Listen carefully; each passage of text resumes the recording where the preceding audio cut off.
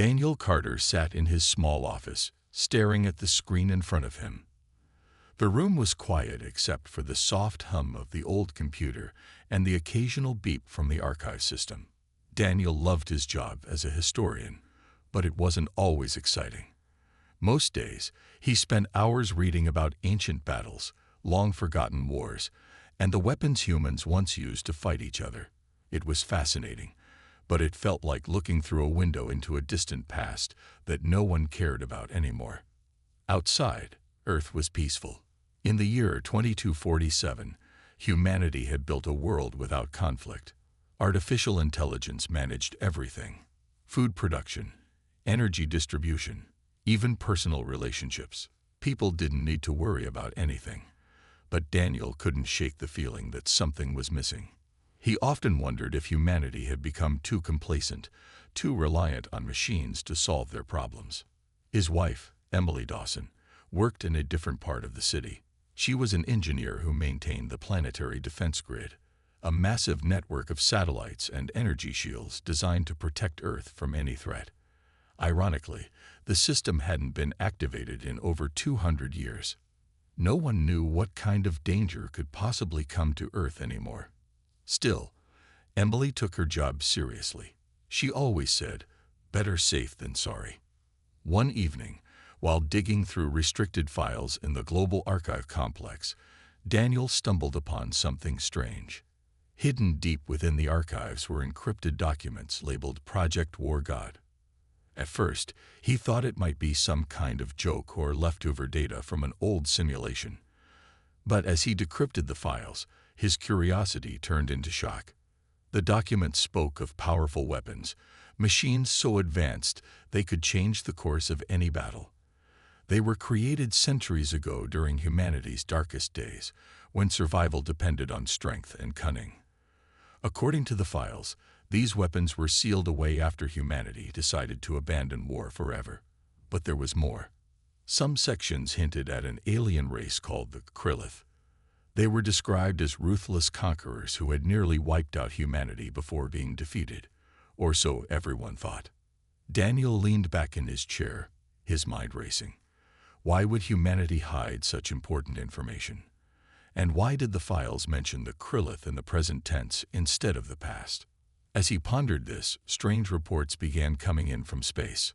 Satellites near Neptune's orbit detected unusual energy signatures. At first, scientists dismissed them as glitches, but the patterns were too consistent to ignore. Something, or someone, was out there. Daniel decided to tell Emily about his discovery.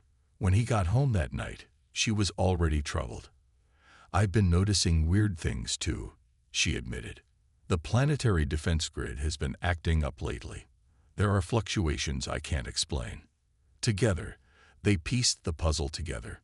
The energy signatures, the strange behavior of the defense grid, and the mysterious Project War God all seemed connected.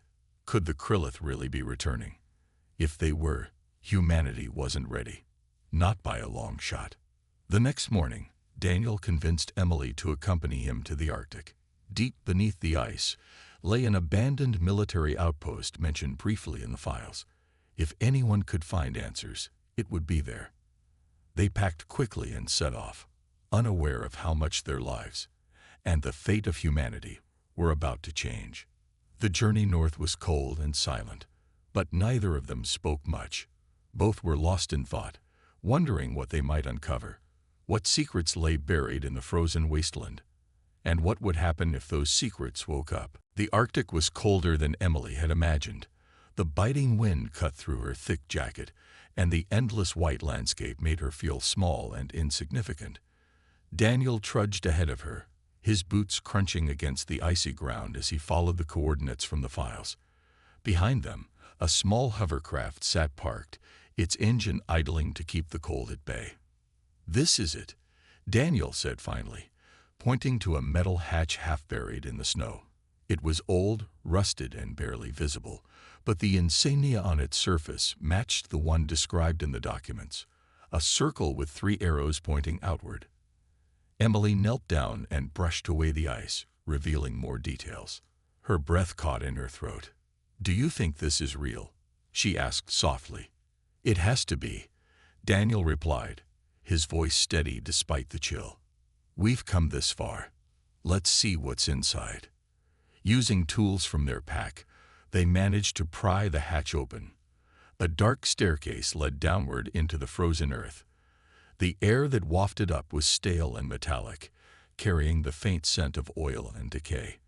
Emily grabbed a flashlight, and together they descended into the unknown. The facility was vast, much larger than either of them expected. Rows of dormant machines lined the walls, towering structures covered in dust and frost. In the center of the room stood a console, its screens flickering weakly as if still clinging to life. Emily approached cautiously, her engineering instincts kicking in. She tapped a few keys, and the system hummed to life. "What is all this?" she whispered, her eyes scanning the displays. Daniel moved closer, studying the information scrolling across the screens. "These are the War God units," he said, his voice filled with awe. "This must be where they stored them after the war." Emily frowned. "War God units? You mean weapons?" "Not just weapons," Daniel corrected. "Machines. Advanced combat systems designed to protect humanity. Look, each one has a name. Aegis, Thor, Zeus, Poseidon, Fenrir." He pointed to diagrams showing massive humanoid constructs equipped with devastating weaponry. They were built to fight the Krillith. Before Emily could respond, the ground trembled slightly. Alarms blared somewhere above them, echoing through the facility. Startled, they turned toward the staircase. Something was happening outside. Back at the Planetary Defense Grid headquarters, Ryan Mitchell was growing increasingly worried. As Emily's colleague, he had noticed the same irregularities she mentioned earlier, but now things were escalating. Sensors detected movement near Neptune's orbit, faster and more deliberate than before. Whatever was out there wasn't natural. Ryan tried contacting Emily, but her comlink went straight to voicemail.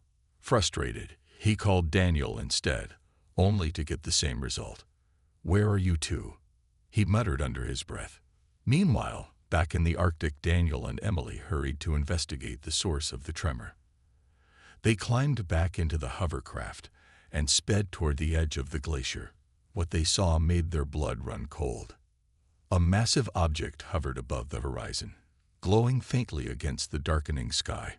It wasn't human-made. Its shape was jagged and alien, pulsating with an eerie blue light. Smaller ships detached from it, descending toward Earth like insects swarming a target. "Oh no," Emily breathed. "It's starting." Daniel clenched his fists. "We need to warn everyone. And we need to reactivate those machines." "But how?" Emily asked, panic creeping into her voice. "Even if we figure out how to power them up, we don't know how to use them." "We'll learn," Daniel said firmly. "We don't have a choice." As they raced back to the facility, Ryan finally received a transmission, not from Daniel or Emily, but from Earth's orbital satellites. The message was clear. The Krillith had returned. Their ships were heading straight for major cities, and the Planetary Defense Grid was failing to respond effectively. Ryan knew what he had to do. He patched into global communications and broadcast an emergency alert. "This is Ryan Mitchell," he announced, his voice shaking but determined. "Earth is under attack. Repeat, Earth is under attack. We need every available resource to counter this threat." By the time Daniel and Emily reached the control console again, the facility was alive with activity. Backup systems kicked in, powering up the dormant War God units one by one. Emily worked furiously, trying to decipher the startup protocols, while Daniel coordinated with Ryan over the comlink. "We're ready," Emily said finally, exhaustion evident in her tone. "But we'll need pilots." "I'll handle that," Ryan replied. "Just make sure those machines are operational." A's atmosphere.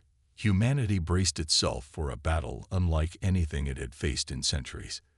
Deep within the Arctic facility, Daniel and Emily prepared to awaken the sleeping Titans and hope they could save the world. As the first wave of Krillith ships entered Earth, the first attack came without warning. Bright streaks of light tore through the sky as Krillov ships descended upon Earth's cities. Their weapons unleashed beams of energy that shattered buildings and sent shockwaves rippling across the ground. People screamed, running for cover as chaos erupted. The planetary defense grid, designed to protect humanity, faltered under the relentless assault. Its automated systems couldn't adapt quickly enough to counter the alien technology. In the Arctic facility, Emily Dawson stood frozen for a moment, watching footage of the destruction on a monitor. Her heart pounded in her chest. "They're here," she whispered, her voice trembling. "We have to do something." Daniel Carter placed a hand on her shoulder. "We will," he said firmly. "We've got no other choice." Emily nodded and turned back to the console. One of the War God units, Aegis, was almost fully operational. It was a towering machine, sleek and metallic, with glowing blue circuits running along its arms and chest. According to the files, it was built for close combat and had shields strong enough to withstand heavy fire. But activating it wasn't easy. The startup sequence required precise inputs, and even then, someone had to pilot it remotely. "I'll handle the controls," Emily said, taking a deep breath. She strapped herself into a chair connected to the system via neural links. A headset clamped around her head, feeding data directly into her mind. For a moment, everything went black. Then suddenly, she felt it, the presence of the machine. It was like stepping into another body, one far stronger and more powerful than her own. Outside, the Krillov forces advanced. Dozens of their ships hovered over major cities, raining down destruction. Emergency broadcasts flooded the airwaves, pleading for help. Humanity was unprepared, defenseless against this sudden invasion. "Emily, you ready?" Daniel asked, his voice tense. "As ready as I'll ever be," she replied. With a flick of her fingers, Aegis roared to life. The massive machine stepped out of the facility, its footsteps shaking the ground. Frost cracked beneath its weight as it emerged into the open air. The Krillith noticed immediately. Several smaller ships broke away from the main fleet and sped toward the Arctic, firing beams of energy at Aegis. Emily gritted her teeth, focusing intently. The controls responded instantly, raising Aegis's arm to activate its shield. The energy blasts hit hard but dissipated harmlessly against the barrier. "Come on, Emily," Daniel shouted, watching anxiously from the safety of the facility. She didn't reply. Instead, she guided Aegis forward, closing the distance between it and the enemy ships. With a single swipe of its massive hand, Aegis swatted one ship out of the sky. The others hesitated, clearly not expecting such resistance. Emily seized the opportunity, unleashing a barrage of missiles stored within Aegis's shoulders. Explosions lit up the horizon as the remaining ships were obliterated. For the first time since the attack began, there was a glimmer of hope. News of Aegis's success spread quickly, thanks to Ryan Mitchell, who had been monitoring the situation from headquarters. He patched into global communications again, broadcasting live footage of the battle. "This is real," he announced. "Humanity still has the power to fight back." But Emily knew the victory was temporary. There were hundreds, maybe thousands, of Krillov ships still in orbit. Defeating them all would take more than just one machine. As Aegis stood amidst the wreckage, she felt a mix of pride and dread. They had awakened a sleeping giant, but now they had to figure out how to wield it properly. Back in the facility, Daniel watched silently. His eyes drifted to the other War God units, still dormant, but waiting. If humanity wanted to survive, they'd need every last one of them. The victory in the Arctic was short-lived. While Aegis had managed to destroy a small group of Krillov ships, the larger fleet continued its assault on Earth. Cities burned, and millions fled for safety as the alien forces showed no mercy. The planetary defense grid remained ineffective, its systems overwhelmed by the sheer scale of the attack. Humanity was losing ground fast. In the Arctic facility, Emily Dawson slumped in her chair, exhausted from piloting Aegis. Her hands trembled as she removed the neural headset. "We can't keep this up," she said, her voice hoarse. "One machine isn't enough." Daniel Carter nodded grimly. He had been studying the other war god units: Thor, Zeus, Poseidon, and Fenrir, each with unique abilities that could turn the tide of battle. But activating them wouldn't be easy. They needed skilled pilots, people who could think quickly and adapt to the chaos of combat. And they needed them now. Ryan Mitchell arrived at the facility just as Daniel and Emily were discussing their next move. His face was pale, his usual calm demeanor replaced by worry. "The Krillith are targeting critical infrastructure," he said urgently. "If we lose power grids or communication hubs, we'll be completely cut off." "We know," Emily replied. "That's why we need to get those other machines online. But it's not just about turning them on. We need people to control them." Ryan hesitated for a moment before nodding. "I'll help find volunteers," he said. "There are engineers, soldiers, anyone with experience operating heavy machinery. We'll train them as best we can." Over the next few days, a small group of recruits gathered at the facility. Among them was Jessica Monroe, a former soldier who had fought in skirmishes on distant colonies before returning to Earth. She was tough, resourceful, and unafraid to take risks. Another volunteer was Alex Reed, a young engineer who had worked alongside Ryan maintaining satellites. Though inexperienced in combat, his technical knowledge made him invaluable. Training wasn't easy. Each war god unit required a different approach. Thor specialized in long-range attacks, wielding energy hammers capable of smashing through enemy defenses. Zeus controlled storms, generating lightning strikes that could disable entire fleets. Poseidon manipulated water, creating tidal waves and freezing enemies in place.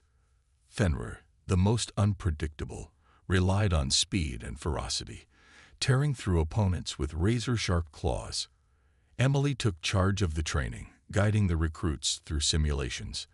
At first, progress was slow. Piloting these machines was unlike anything they'd ever done before. It took hours of practice just to move them properly.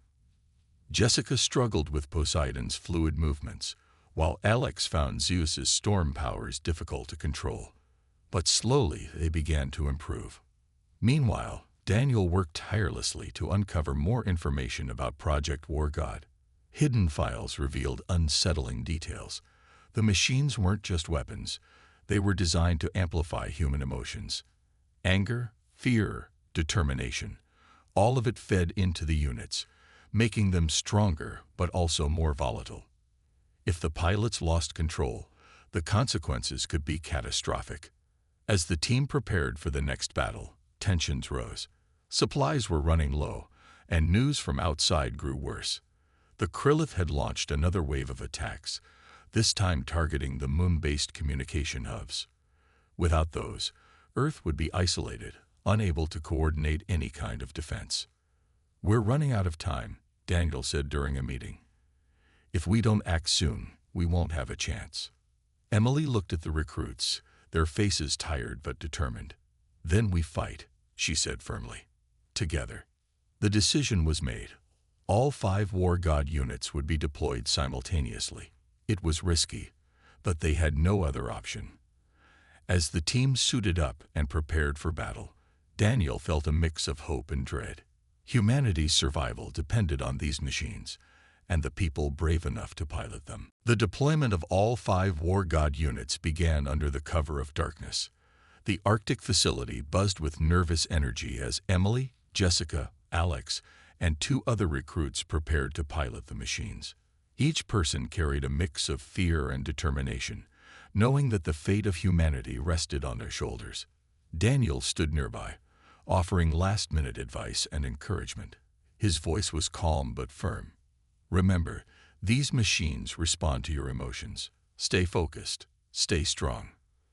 As the war god units roared to life, the ground shook violently. Frost cracked and snow swirled around the massive constructs as they stepped out into the open air. Aegis led the group, its glowing blue circuits casting an eerie light across the icy landscape. Thor followed close behind, its hammer crackling with energy. Zeus's frame shimmered with electricity, while Poseidon's arms rippled like liquid metal. Bringing up the rear was Fenrir, sleek and menacing, its claws gleaming in the dim light. Above them, the Krillith fleet loomed larger than ever. Dozens of ships descended, their weapons charging for another devastating attack. But this time, humanity wasn't defenseless. Emily guided Aegis forward, shielding the others as they formed a line. "Stay together," she instructed over the comlink. "We're stronger as a team." The battle erupted instantly. Bright beams of alien energy lashed out, striking the war god unit's shields. Emily gritted her teeth, focusing on maintaining Aegis's barrier. Beside her, Jessica commanded Poseidon, raising walls of ice to block incoming fire. Alex struggled at first with Zeus's storm powers, but he soon found his rhythm, unleashing bolts of lightning that tore through enemy ships. Thor's hammer proved invaluable, smashing through waves of smaller vessels with brutal efficiency. Meanwhile, Fenrir darted ahead, its speed unmatched. The machine tore into the Krillith forces with savage precision, leaving trails of destruction in its wake. For the first time since the invasion began, humanity had the upper hand. But the victory came at a cost. The strain of piloting the war god units was immense. The neural links connected the pilots' minds directly to the machines, amplifying their emotions. Anger fueled their strength, but it also made them reckless. Jessica pushed Poseidon too hard, nearly collapsing one of its legs. Alex's hands trembled as he fought to control Zeus's overwhelming power. Back at the facility, Daniel monitored the battle from a safe distance. He watched as the war god units worked together, their combined might driving the Krillith back. But he couldn't shake the feeling that something was wrong. The Krillith leader hadn't shown itself yet. Why were they holding back? His fears were confirmed when a massive ship emerged from the fleet, a vessel far larger than any they'd seen before. Its surface shimmered with strange patterns, and its core glowed with an unnatural light. This was no ordinary warship. It was the Krillith mothership, the heart of their invasion force. "We've got trouble," Ryan warned over the comlink. "That thing's readings are off the charts. If it fires, it could wipe out half the planet." Emily's voice remained steady despite the growing tension. "Then we hit it first. All units, focus on the mothership." The war god units regrouped, their movements synchronized as they advanced toward the massive vessel. Thor hurled its hammer, creating a shockwave that shattered the ship's outer defenses. Zeus unleashed a torrent of lightning, frying its weapon systems. Poseidon summoned tidal waves of ice, freezing the ship's engines in place. But the Krillith weren't done yet. Smaller ships swarmed around the mothership, trying to protect it. Fenrir darted between them, tearing them apart with relentless fury. Aegis took the lead, using its shield to absorb the worst of the enemy fire while closing the gap. Inside the mothership, the Krillith leader watched the battle unfold. It was a hybrid creature, part organic and part synthetic, its body fused with stolen human technology. Its glowing eyes narrowed as it prepared to unleash its ultimate weapon. "Hold the line," Emily shouted, her voice filled with urgency. "We can't let them win." The battle raged on, each side refusing to give ground. Humanity's survival depended on breaking through, and fast. As the battle against the Krillith mothership intensified, cracks began to show within humanity's fragile alliance. Back on Earth, Victor Kane, a charismatic politician, seized the opportunity to rally opposition against the use of the war god units. Standing before a crowd of frightened citizens, he spoke with passion and conviction. "These machines are not saviors," he declared, his voice booming through speakers. "They are weapons of destruction that will only bring more chaos. We must seek peace with the Krillith, not war." Victor's words struck a chord with many. The devastation caused by the war god units, though necessary in the fight, had left cities in ruins and countless lives disrupted. His followers grew quickly, demanding an immediate halt to the project. They accused Daniel and Emily of endangering Earth by reviving such dangerous technology. Amidst this growing unrest, Victor's faction took drastic action. Saboteurs infiltrated key installations across the globe, targeting supply lines and communication hubs. Factories producing spare parts for the War God units were destroyed, leaving the team in the Arctic struggling to keep their machines operational. Without proper support, the pilots found themselves fighting not only the Krillith but also dwindling resources. Jessica Monroe, piloting Poseidon, felt the strain more than anyone. Her machine's water manipulation systems required immense energy, and without fresh supplies, it was becoming harder to sustain its power. During a critical mission to destroy one of the Krillith's orbital cannons, her unit faltered midway. Enemy ships swarmed around her, firing relentlessly. "Hold on, Jessica," Emily shouted over the comlink, guiding Aegis toward her position. But before she could reach her teammate, Jessica made a brave decision. Activating Poseidon's self-destruct sequence, she unleashed a massive explosion that wiped out the surrounding Krillith forces. The blast shook the battlefield, buying precious time for the others, but at a terrible cost. When the smoke cleared, silence fell over the comlink. "She's gone," Alex whispered, his voice heavy with grief. No one spoke for a moment, the weight of Jessica's sacrifice sinking in. She had given everything to protect the team and ensure their survival. Back in the Arctic facility, Daniel struggled to keep morale high. He knew Victor's betrayal was weakening humanity's resolve, but giving up wasn't an option. Gathering what remained of their allies, he delivered a heartfelt speech. "We've lost so much already," he said, his voice steady despite the pain in his eyes. "But we can't let fear divide us now. If we stop fighting, the Krillith will win, and they won't show mercy." His words reignited hope among the survivors. Ryan Mitchell worked tirelessly to repair damaged equipment, while engineers scrambled to jury-rig solutions using whatever materials they could find. Together, they devised a desperate plan: infiltrate the Krillith mothership and disable its central command hub. It was risky, but it was the only way to end the war. The mission would require every War God unit working in perfect harmony. Emily led the charge aboard Aegis, flanked by Thor, Zeus, Poseidon, and Fenrir. As they approached the massive vessel, enemy ships closed in from all sides. Lightning flashed, ice walls rose, and hammers crashed as the machines fought their way forward. Inside the mothership, the environment was alien and hostile. Strange corridors twisted like organic veins, pulsating with eerie light. The team split up to cover more ground, each pilot guided by instincts honed through hours of training. Despite their determination, the odds were stacked against them.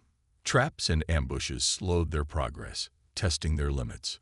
Finally, Emily reached the core chamber, where the Krillith leader awaited.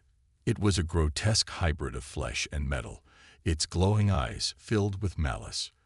"You cannot stop us," it hissed, its voice echoing unnaturally. Emily didn't reply. Instead, she focused all her strength into Aegis, preparing for the final confrontation. Humanity's fate rested on her shoulders, and those of her teammates. Whatever happened next, they would face it together. The final confrontation in the Krillith mothership was chaos. Emily guided Aegis into the core chamber, her heart pounding as she faced the alien leader. The creature's hybrid body moved unnaturally, its mechanical limbs twitching and organic parts pulsating with energy. It raised a clawed hand, firing a beam of pure energy at Aegis.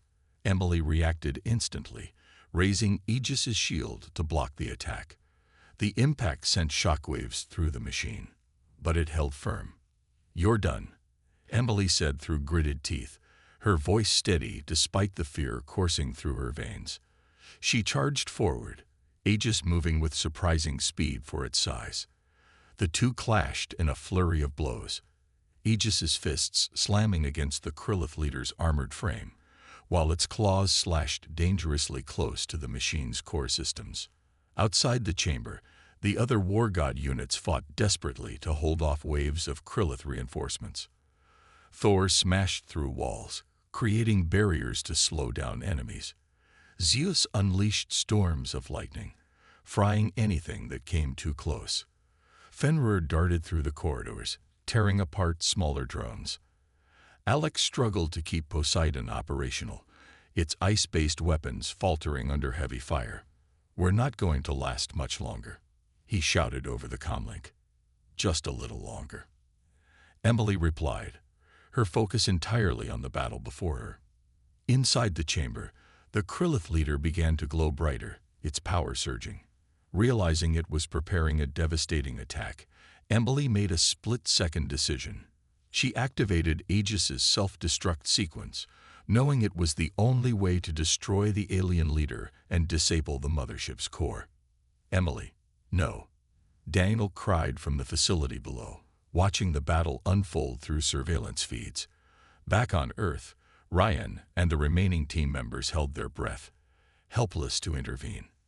"I'm sorry," Emily whispered, her voice trembling but resolute.